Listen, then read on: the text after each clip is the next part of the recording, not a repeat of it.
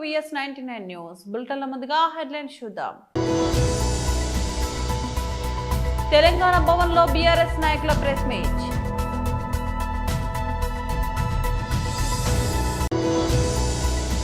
Hitech city railway స్టేషన్లో అభివృద్ధి పనుల సమీక్ష మరియు పరిశీలన.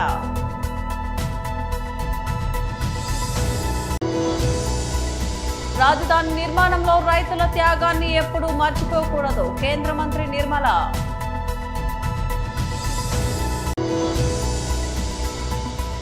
విమానంలో శబరిమల వెళ్లే అయ్యప్ప స్వాములకు కేంద్రం శుభవార్త. తెలంగాణ భవన్లో బీఆర్ఎస్ నాయకుల ప్రెస్ మీట్ నిర్వహించారు. అత్యవసరం అనే మాట గుర్తు చేయడానికి నేను ముందుకొచ్చాను. ఈ లాస్ట్ సెంటెన్సు నా మాటలోని బాధ కానీ ఆవేదన కానీ అర్థం చేసుకోమని కోరుతున్నాను. ఎందుకంటే సరే, రాజకీయాలు, అవసరాలు, అధికారం రావడం, నిలుపుకోవడం, అధికారంలో ఉన్న పార్టీ చేసే ప్రయత్నాల మీద కానీ ఆలోచనల మీద కానీ కొనసాగుతున్న సందర్భాలలో ప్రతిపక్షాలు ప్రజలకు తెలియజేసే విధంగా చేసే బాధ్యతలు నిర్వర్తించడంలో దాన్ని తప్పుగా పట్టే ఈనాటి ప్రభుత్వాలు కానీ రాజకీయ నాయకులు కానీ, సరే అది రాజకీయం అనొచ్చు ఎవరైనా, కానీ చివరిగా మిగిలేదేంటి? ప్రజలకు ఏం చేస్తున్నాం అనేది. నాకు దురదృష్టం ఏంటంటే ఈ మధ్య రోజుకో అంశం మీద చాలా పెద్ద ఎత్తున వాదనలు, ప్రతివాదనలు, మీకు తెలియదు కాదు. కానీ అసలు ఈ ప్రభుత్వం ఏ ఆలోచనతో పనిచేస్తున్నదనే విషయాన్ని గట్టిగా చెప్తారా ప్రభుత్వంలో ఉన్నవాళ్ళు? ఎలక్షన్ల ముందు కానీ, ఎలక్షన్ల తర్వాత కానీ, అధికారంలోకి వచ్చినాక చేసే కార్యక్రమాలు కానీ, గత సంక్షేమ కార్యక్రమాల పట్ల ఏ విధమైన దృష్టి పెడుతున్నారు, ఏ విధంగా అమలు చేస్తున్నారు అనేది ఆలోచనలు చేయాల్సిన అవసరం లేదా? అది ప్రజలకు చెప్తే ఇది రాజకీయం అవుద్దా? అది రాజకీయం కాదే.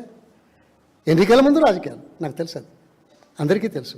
కానీ ఎన్నికల తర్వాత కూడా రాజకీయాలు చేసి పబ్బం గడుపుకునే దైన్యస్థితిలో ఉన్న ఈ రాష్ట్ర ప్రభుత్వం యొక్క చర్యలు ఖండించడానికి నేను మీ ముందుకు వచ్చాను. ఇది ఆవేదనతో, ఆవేశంతో మాట్లాడుతున్నాను. ఎందుకయ్యా? ఓకే, చాలా ఉన్నాయి. మనం దేశంలో అన్ని రాష్ట్రాల కంటే అన్ని రంగాల్లో, చాలా రంగాల్లో ముందున్నాం. మీరు ఇంకా ముందుకెళ్ళాలని ప్రయత్నం చేస్తున్నారు, మాట్లాడుతున్నారు. నేను కాదనా, ఇది ఎవరైనా కాదనరు. కానీ ఏమిటి? Beautification of Musi area number 1 item ఎంతో తెలుసా? 58,000 కోట్ల నుంచి 1,50,000 కోట్లు, 12 సంవత్సరాల నుంచి 20 సంవత్సరాల వరకు. మొదటి దశలో 2,500 కోట్లు, అందులో 750 కోట్లు ఇస్తామని అత్యంత ప్రాధాన్యతగా ప్రవర్తిస్తున్నారు. ఈ విషయాల వెనకాల ఏముందో తీసుకురావడానికి చెప్పే ప్రయత్నం. ఓకే, నేను కాదనా, చేయాల్సిందే. ఎలా అనేది తర్వాత మాట్లాడదాం. హైటెక్ సిటీ రైల్వే స్టేషన్లో అభివృద్ధి పనుల సమీక్ష మరియు పరిశీలన చేసిన G Kishan Reddy. 40 railway stations పునరుద్ధరణ పనులు తెలంగాణ జరుగుతున్నాయంటే తెలంగాణ పట్ల నరేంద్ర మోడీ గారి ప్రభుత్వానికి ఉన్నటువంటి చిత్తశుద్ధి అర్థం చేసుకోవచ్చు. ఏదో 1-2 రైల్వే స్టేషన్లు రీడెవలప్మెంట్ అంటే అర్థం చేసుకోవచ్చు. కానీ ఏకకాలంలో at a time 40 railway stations redevelopment చేస్తూ ఉన్నాం, కోట్ల రూపాయలు ఖర్చు పెడతా ఉన్నాం. అదే కాకుండా ఈ 40కి అదనంగా ఇటీవలనే Cherlapalli new terminal railway station కూడా మనం ప్రారంభించుకున్నాం. ప్రధానమంత్రి గారు స్వయంగా ఆ చెర్లపల్లి రైల్వే స్టేషన్ టెర్మినల్ను మరి ప్రారంభించిన విషయం మనకు తెలుసు. హైదరాబాద్ నగరంలో 3 టెర్మినల్స్ ఉన్నాయి. ఒకటి సికింద్రాబాద్, ఒకటి కాచిగూడ, ఒకటి నాంపల్లి, హైదరాబాద్ అంటారు. వీటికి తోడుగా ఒకటి చెర్లపల్లి మన గ్రేటర్ హైదరాబాద్లో అడిషనల్ టెర్మినల్ మనకు వచ్చింది. దాన్ని ఈరోజు మనము డెడికేట్ చేసుకున్నాం. ప్రధానమంత్రి గారు స్వయంగా వచ్చారు. మిగిలిన ఓల్డ్ టెర్మినల్స్ ఏవైతే ఉన్నాయో వాటిని కూడా డెవలప్మెంట్ చేస్తూ ఉన్నాం. 720 కోట్ల రూపాయలతోటి సికింద్రాబాద్ రైల్వే స్టేషన్ ఈ మధ్యలోనే నేను స్వయంగా వెళ్ళి చూశాం. చాలా అద్భుతంగా నిర్మాణం జరుగుతూ ఉంది. వచ్చే సంవత్సరం ఎండింగ్ లోపల సికింద్రాబాద్ రైల్వే స్టేషన్ పనులు పూర్తి చేయాలనేటువంటి టార్గెట్తో మరి ముందుకెళ్తా ఉన్నాం. నాంపల్లి రైల్వే స్టేషన్ కూడా 350 కోట్ల రూపాయలతోటి దాన్ని కూడా మరి డెవలప్మెంట్ చేస్తూ ఉన్నాం. కాచిగూడ కూడా అది కూడా ఇంకా అప్రూవల్ స్టేజ్లో ఉంది. అది కూడా కాచిగూడ కూడా డెవలప్మెంట్ చేస్తాం. ఇది కాకుండా ఈరోజు మన హైదరాబాద్లో ఆఫీస్పేట కానీ లేకపోతే బేగంపేట, హైటెక్ సిటీ కానీ, మలక్పేట కానీ, ఈ రకంగా హైదరాబాద్లో నగరంలో ఉన్నటువంటి అనేకమైనటువంటి రైల్వే స్టేషన్లు కూడా ఏకకాలంలో పనులు ప్రారంభించుకున్నాం. వాటన్నిటిని కూడా వచ్చే సంవత్సరము డెడికేట్ చేయాలనేటువంటి టార్గెట్ ప్రధానమంత్రి గారు ఇవ్వడం జరిగింది.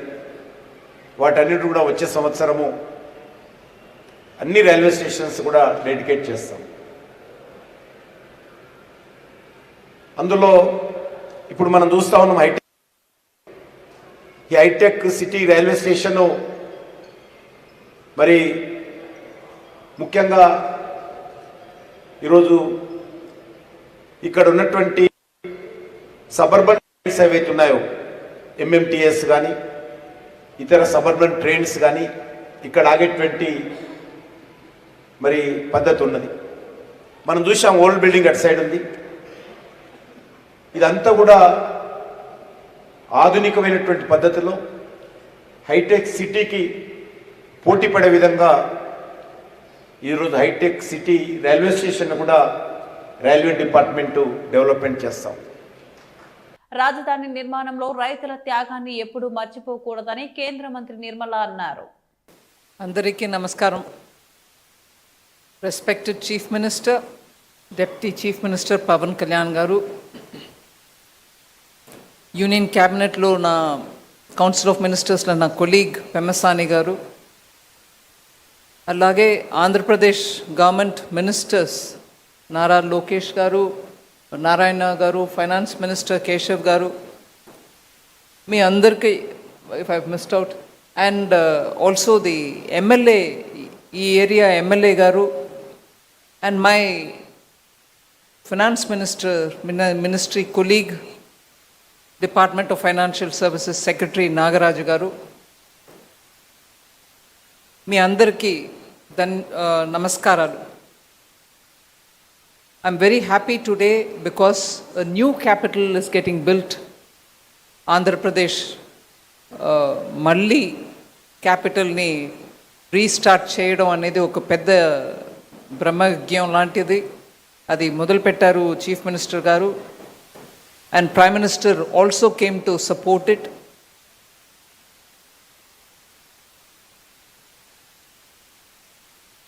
ఒక డీటెయిల్డ్ ప్లాన్ తోటి ఒక కొత్త క్యాపిటల్ కట్టడం అనేది సామాన్యమైన పని కాదు. కానీ దానికి ఒక సైంటిఫికలీ కన్సల్టెంట్స్ తోటి ప్లాన్ చేసి మొదలుపెట్టిన ఈ అమరావతికి financial support, financial sector support ఉండాలనే ఆ దృష్టితోటి ఇవాళ 15 ఫైనాన్షియల్ ఇన్స్టిట్యూషన్స్ ఒకే దినం వచ్చి ఫౌండేషన్ స్టోన్ వేశారు. I'm very grateful and I'm thankful to all the CMDs of all the public sector banks and also the New India Assurance and NABARD, all of whom, LIC, all of whom have come on one day to establish what is going to be for the first time in this country an entire street of financial institutions. Oka capital, oka state capital lo public sector banks andarum present ga undadam, insurance companies undadam itself is a statement. అంటే అమరావతి లాగా futuristic capital plan చేస్తున్నప్పుడు దానికి ఒక financial district ఏర్పాటు చేయడం అనేది is, as the honourable chief minister said, Financial district was first in Hyderabad when he was chief minister. అప్పుడు ఎన్నో కార్యక్రమాలు చేసి అవి ఇవాళ ఫుల్ ఫోర్స్లో ఫలితం ఇచ్చే ఆ స్టేజ్లో మళ్ళీ వారికే ఆ బాధ్యత వచ్చింది. అట్లాంటిది ఇంకొకటి ఇక్కడ అమరావతిలో క్రియేట్ చేయమని. శబరిమల యాత్రకు వెళ్లే అయ్యప్ప భక్తులకు కేంద్ర ప్రభుత్వం ఎంతో ఆనందకరమైన వార్తను అందించింది. ఇకపై విమాన ప్రయాణాల్లో పవిత్ర ఇరుముడిని కొబ్బరికాయతో సహా చేతి సామాను హ్యాండ్ లగేజ్ తో పాటే కాబిన్ లోకి తీసుకువెళ్లేందుకు అనుమతిచ్చింది. ఈ మేరకు కేంద్ర పౌర విమానయాన శాఖ మంత్రి కింజరపు రామ్మోహన్ నాయుడు శుక్రవారం అధికారికంగా ఒక ప్రకటన విడుదల చేశారు. ఈ నిర్ణయం దేశవ్యాప్తంగా ఉన్న లక్షలాది మంది అయ్యప్ప భక్తులకు గణనీయమైన ఊరట కల్పించనుందని, వాస్తవానికి ఇప్పటి వరకు ఉన్న కఠినమైన విమానయాన భద్రతా నిబంధనల ప్రకారం ఇరుముడిలోని కొబ్బరికాయ కారణంగా దీనిని తప్పనిసరిగా చెక్ అయిన లగేజీలో ఉండాల్సి వచ్చేది. తమ భక్తికి దీక్షకు ప్రతీకగా భావించే ఇరుముడిని లగేజీలో పంపడం చాలా మంది భక్తులకు అసౌకర్యంగా, ఇబ్బందికరంగా ఉండేది. ఈ సమస్యను తీవ్రంగా పరిగణించిన మంత్రి రామ్మోహన్ నాయుడు భక్తుల విశ్వాసాలను, మనోభావాలను గౌరవిస్తూ ఈ విషయంలో ప్రత్యేక చొరవ తీసుకున్నారు. పౌర విమానయాన మంత్రిత్వ శాఖ సంబంధిత భద్రతా సంస్థలతో చర్చలు జరిపి ఈ ప్రత్యేక మినహాయింపులకు మార్గం సుగమం చేశారు. ఈ ప్రత్యేక వెసులుబాటు నేటి నుంచి 2026 జనవరి 20వ తేదీ వరకు దేశవ్యాప్తంగా అమల్లో ఉంటుందని మంత్రి స్పష్టం చేశారు. ఈ కాలంలో శబరిమల యాత్రకు విమానాల్లో వెళ్లే భక్తులు ఎయిర్పోర్టులో అవసరమైన భద్రతా తనిఖీలను పూర్తి చేసిన తర్వాత తమ ఇరుముడిని విమానం లోపలికి హ్యాండ్ లగేజ్ గా తీసుకువెళ్లవచ్చు. అయితే ఈ సౌకర్యాన్ని వినియోగించుకునే భక్తులు విమానాశ్రయాల్లో భద్రతా సిబ్బందికి సంపూర్ణంగా సహకరించాలని రామ్మోహన్ నాయుడు విజ్ఞప్తి చేశారు. ఇరుముడి స్క్రీనింగ్, తనిఖీ ప్రక్రియలో అధికారులు సూచనలు తప్పనిసరిగా పాటించాలని కోరారు. మండల పూజ, మకర విలక్కు ఉత్సవాల నేపథ్యంలో దేశం నలుమూల నుంచి భక్తులు శబరిమలకు పయనమవుతున్న తరుణంలో ఈ ప్రకటన వెలువడడం వారికి ఎంతగానో మేలు చేయనుంది. ఈ నిర్ణయంతో అయ్యప్ప భక్తుల ప్రయాణం మరింత సులభతరం అవుతుందని, వారంతా స్వామివారి ఆశీస్సులతో సుఖ సంతోషాలతో ఉండాలని మంత్రి రామ్మోహన్ నాయుడు ఆకాంక్షించారు. మంచిర్యాల మున్సిపల్ కార్పొరేషన్లో పనిచేస్తున్నటువంటి మున్సిపల్ అవుట్సోర్సింగ్ కాంట్రాక్టు కార్మికుల యొక్క డేటా అప్రూవల్ కాకపోవడంతో కార్మికుల జీతభత్యాలు నిలిపివేయబడ్డాయని కోరుతూ శుక్రవారం రోజున ఉదయం మున్సిపల్ కాంట్రాక్టు కార్మిక సంఘం ఆధ్వర్యంలో కార్మికులు Mancherial municipal corporation commissioner Sampath Kumar కి వినతి పత్రం సమర్పించారు. ఈ సందర్భంగా మున్సిపల్ కాంట్రాక్టు కార్మిక సంఘం జిల్లా గౌరవ అధ్యక్షులు సుధామల్ల హరికృష్ణ మాట్లాడారు. ఈ కార్యక్రమంలో మున్సిపల్ కాంట్రాక్ట్ కార్మిక సంఘం working president MD Sahel Khan, Sheikh Saleem, Purella, Harish, Dileep, Naveen, Vikram, Janimiya, Mujeeb Khan, Durgaiah, Perka, Naresh తదితరులు పాల్గొన్నారు. ఏదైతే మరి గత కొన్నేళ్ల నుండి ఈ మంచిర్యాల మున్సిపాలిటీ ఉన్నప్పటి నుండి కూడా అనేక మంది అవుట్సోర్సింగ్లో కార్మికులు పనిచేస్తూ ఉన్నారు.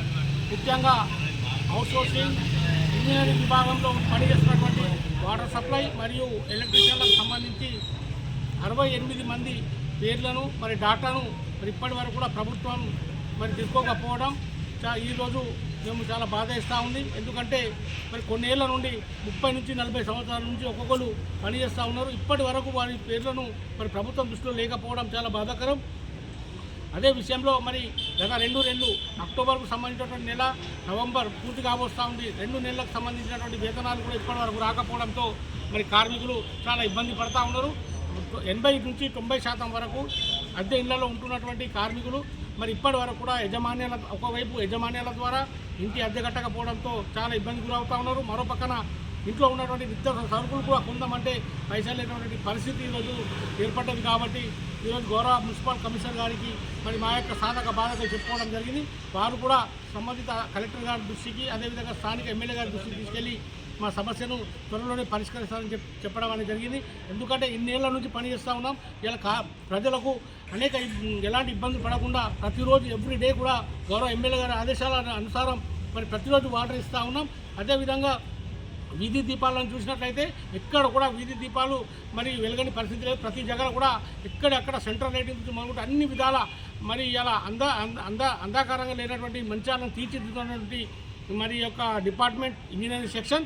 కాబట్టి దయచేసి గౌరవ డిఈ గారికి, గౌరవ కమిషనర్ గారికి కలిసి మేము మా యొక్క సాధక బాధకులు మా యొక్క సమస్యను చెప్పడం జరిగింది. వారు తప్పకుండా మీ యొక్క సమస్యను పరిష్కరించే దిశగా మేము పనిచేస్తాం. ఖచ్చితంగా మీకు న్యాయం జరుగుతుందని చెప్పడం జరిగింది. కొంతమంది ఆఫీసులో ఉన్నటువంటి మాతో పనిచేసినటువంటి అవుట్సోర్సింగ్ సంబంధించిన కార్మికులే మా యొక్క డాటాను పంపించకపోవడం, వారి యొక్క నిర్లక్ష్యం వల్లనే ఈరోజు ఈ విధంగా జరిగింది. ఖచ్చితంగా చెప్తా ఉన్నాం, మాకు ఇట్లా మా కార్మికులు రేపటి రోజున ఏదైనా అన్యాయం గురైనట్లయితే రేపు జరగబో పరిణామాలు కూడా తీవ్రంగా ఉంటాయని చెప్పేసి కూడా సందర్భంగా మేము వారికి విజ్ఞప్తి చేస్తూ ఉన్నాం.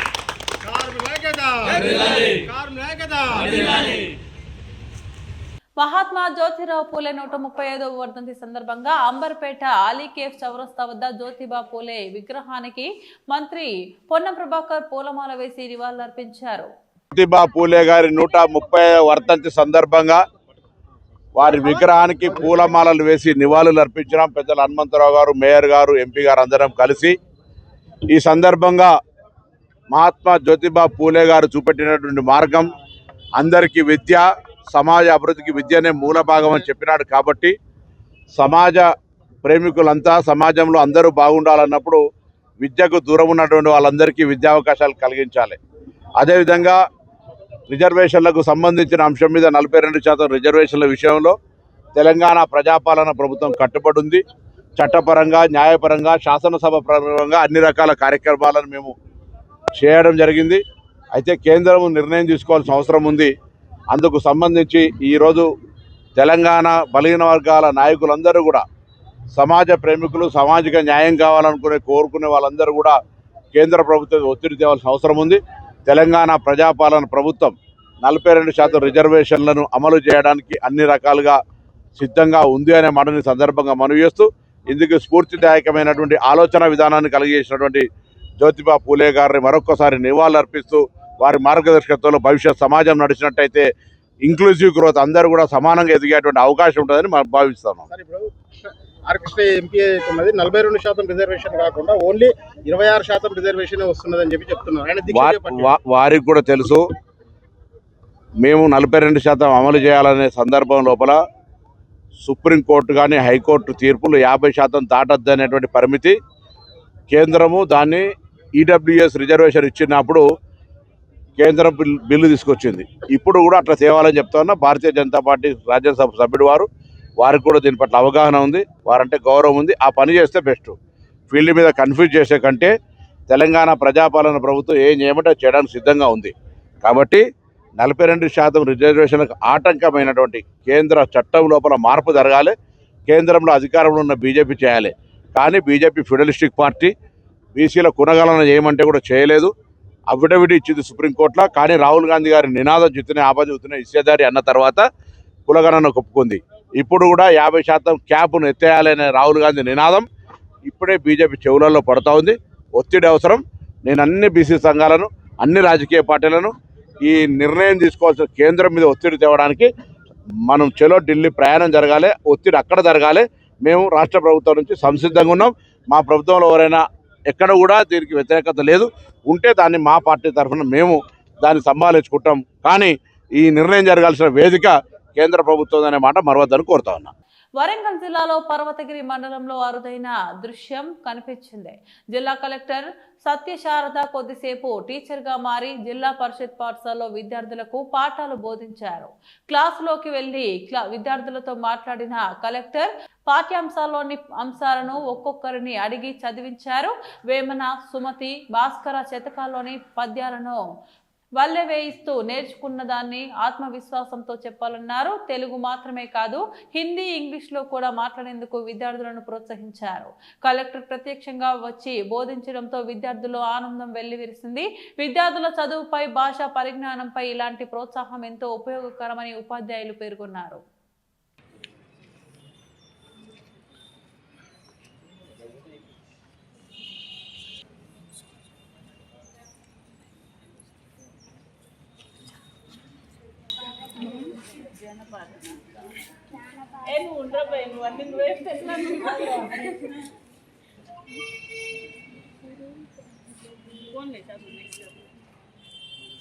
కళరూపాలలో ఉపయోగించే ఒక వాయిద్యాన్ని ఆ కళకు శిరక్షగా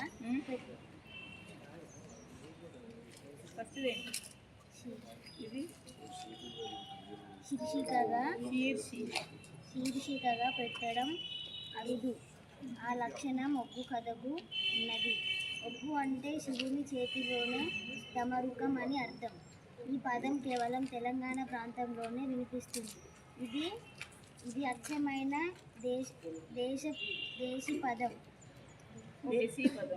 దేశీ పదం. ఒగ్గు కథల్ని తెలంగాణ ప్రాంతంలోనే గొల్ల కూర్ములు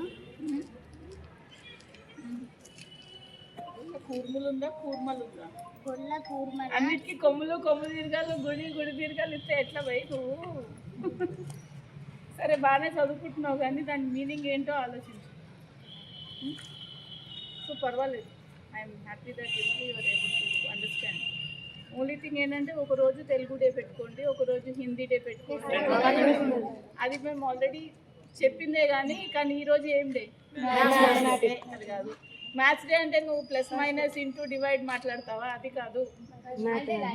లాంగ్వేజ్ డేస్ పెట్టుకోండి. వారంలో 2 రోజులు తెలుగు, 2 రోజులు హిందీ, 2 రోజులు ఇంగ్లీష్లోనే మాట్లాడాలి. Imagine today it is Hindi day, तो अभी आप हिंदी में बात करो. ठीक है मैडम. చెప్తలేదు. ఓకే ఓకే मैम ठीक है जी. तो अभी आप क्या पढ़ रहे हो? अरे आप मैं पढ़ रही हो, क्या पढ़ रही हो? मैं अभी आप वहाँ पर जाके क्या करोगे? उधर जाके तेलुगु इधर जाके गुड इनफ. నువ్వు మస్తు మళ్ళా అసలు నీలో కమెడియన్ ఉన్నారు. But you made my day. బాగా చదువుకో, బాగానే ఉంది. అట్లా హిందీ మాట్లాడుతుంటే ఫస్ట్ నవ్వుతారు ఇలాగే అందరు. మాకు కూడా నవ్వింది. అలా నవ్విన తర్వాత మనకి అలవాటు అయిపోతుంది. ఎవరు నవ్వినా మనం మాట్లాడవచ్చు అని మాట్లాడవచ్చు. ఒకసారి మాట్లాడితే ఆ మీనింగ్ అర్థమవుతుంటుంది మనకి. ఇప్పుడు అబ్బాయి ఎలా చెప్తున్నాడో అంతకంటే బాగా చెప్తాడు. కానీ భాస్కర శతకం చెప్పారు మీరు, వేమన సుమతి శతకాలు చెప్తలేరు. అవి ఇంకా సింపుల్గా ఉంటాయి. భాస్కర శతకం కొద్దిగా కాంప్లికేటెడ్. అది రోజు ఉప్పు కప్పురం చెప్తా.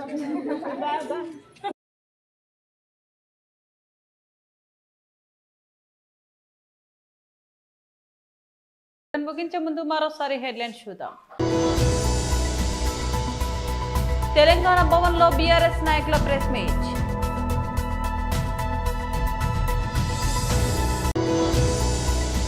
హైటెక్ సిటీ రైల్వే స్టేషన్ లో అభివృద్ధి పనుల సమీక్ష మరియు పరిశీలన.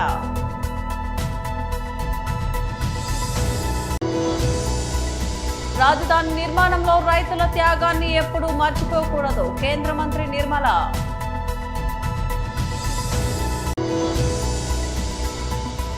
విమానంలో శబరిమల వెళ్లే అయ్యప్ప స్వాములకు కేంద్రం శుభవార్త. ఇవి బులెటిన్ అప్డేట్స్. మరో బులెటిన్లో మళ్ళీ కలుద్దాం. అంతవరకు సెలవు. నమస్తే.